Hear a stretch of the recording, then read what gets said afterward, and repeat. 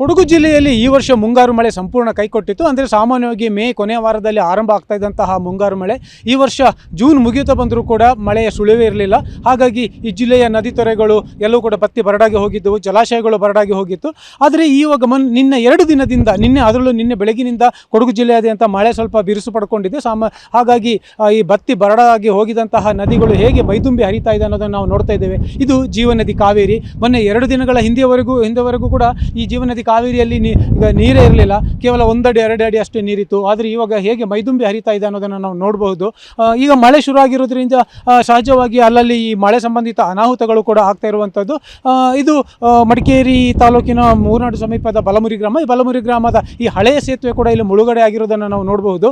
ಈ ಹಳೆಯ ಸೇತುವೆ ಮುಳುಗಡೆ ಆಗಿರೋದ್ರಿಂದ ಈ ಹಳೆಯ ರಸ್ತೆ ಸಂಪರ್ಕ ಕೂಡ ಈಗ ಕಡಿತ ಆಗಿದೆ. ಆದರೆ ಇವಾಗ ಇಲ್ಲಿ ಹೊಸ ಸೇತುವೆ ನಿರ್ಮಾಣ ಆಗಿರೋದ್ರಿಂದ ರಸ್ತೆ ಸಂಚಾರಕ್ಕೆ ಯಾವುದೇ ಅಡೆತಡೆ ಇಲ್ಲ. ಹಾಗಾಗಿ ಜನಸಾಮಾನ್ಯರು ಕೂಡ ಯಾವುದೇ ತೊಂದರೆ ಆಗಿಲ್ಲ. ಇನ್ನು ಉಳಿದಂತೆ ಹೇಳೋದಾದರೆ ಈ ಕಡೆ ದಕ್ಷಿಣ ಕೊಡಗು ಅಂದರೆ ಪೊನ್ನಂಪೇಟೆ, ಶ್ರೀಮಂಗಲ, ಗೋಣಿಕೊಪ್ಪ ಈ ಭಾಗದಲ್ಲಿ ಧಾರಾಕಾರ ಮಳೆ ಆಗ್ತಾ ಇದೆ. ದಿನಕ್ಕೆ ಸುಮಾರು 80ರಿಂದ 100 ಮಿಲಿಮೀಟರ್ವರೆಗೂ ಕೂಡ ಇಲ್ಲಿ ಮಳೆ ಆಗ್ತಾ ಇದೆ. ಹಾಗಾಗಿ ಆ ಪ್ರದೇಶದಲ್ಲಿ ಒಂದಷ್ಟು ವಿದ್ಯುತ್ ಕಂಬಗಳು, ಧರೆಗಳು ಉರುಳುವಂಥದ್ದು, ಮರಗಳು ಬೀಳುವಂಥದ್ದು, ಈ ಥರದ ಅನಾಹುತಗಳು ಆಗ್ತಾ ಇದೆ. ಮತ್ತು ಕೆಲವೊಂದು ಕಡೆ ಸಣ್ಣ ಪುಟ್ಟ ಸೇತುವೆಗಳು ಕೂಡ ಮುಳುಗಡೆ ಆಗಿರುವಂಥದ್ದು. ಇನ್ನು ಸೋಮವಾರಪೇಟೆ ಭಾಗದಲ್ಲೂ ಕೂಡ ಧಾರಾಕಾರ ಮಳೆ ಆಗ್ತಾ ಇದೆ. ಹಾಗಾಗಿ ಅಲ್ಲಿಯೂ ಕೂಡ ಒಂದಷ್ಟು ಸಣ್ಣ ಪುಟ್ಟ ಅನಾಹುತಗಳು ಆಗ್ತಾ ಇದೆ. ಆದರೆ ಇವೆಲ್ಲವೂ ಕೂಡ ವಾಡಿಕೆ ಮಳೆ, ಅಂದರೆ ಕೊಡಗು ಜಿಲ್ಲೆಯಲ್ಲಿ ಬರ್ತಾ ಇರುವಂಥ ವಾಡಿಕೆ ಮಳೆ. ನಿನ್ನೆ ಕಳೆದ 24 ಗಂಟೆಗಳ ಅವಧಿಯಲ್ಲಿ ಕೊಡಗು ಜಿಲ್ಲೆಯಲ್ಲಿ ಸುಮಾರು 50ರಿಂದ 80 ಮಿಲಿಮೀಟರ್ವರೆಗೂ ಮಳೆ ಆಗಿದೆ. ಅಂದರೆ ಇದು ವಾಡಿಕೆ ಮಳೆ. ಈ ವಾಡಿಕೆ ಮಳೆ ಬಂದಿರೋದ್ರಿಂದ ಸಹಜವಾಗಿ ನದಿ ತೊರೆಗಳೆಲ್ಲವೂ ಉಕ್ಕಿ ಹರಿತಾ ಇದೆ.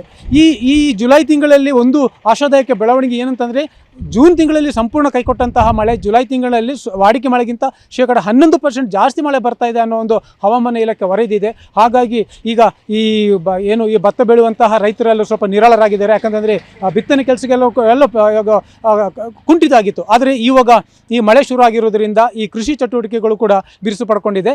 ಇನ್ನು ನಾಡಿದ್ದು 9ನೇ ತಾರೀಕುವರೆಗೂ ಇಲ್ಲಿ ಆರೆಂಜ್ ಅಲರ್ಟ್ ಇರೋದ್ರಿಂದ ಎಲ್ಲ ಈ ಶಾಲಾ ಕಾಲೇಜು ವಿದ್ಯಾರ್ಥಿಗಳು ಅಥವಾ ಬೆಟ್ಟಗುಡ್ಡ ನಿವಾಸಿಗಳು, ನದಿ ತೀರದ ನಿವಾಸಿಗಳು ಎಲ್ಲರೂ ಕೂಡ ಸ್ವಲ್ಪ ಎಚ್ಚರಿಕೆಯಿಂದ ಇರಿ ಅಂತ ಜಿಲ್ಲಾಡಳಿತ ಒಂದು ಮುನ್ಸೂಚನೆ ಕೊಟ್ಟಿದೆ. ಕ್ಯಾಮರಾಮನ್ ನವೀನ್ ಜೊತೆ ಗೋಪಾಲ್ ಸೋಮಯ್ಯ, TV9 ಕೊಡಗು.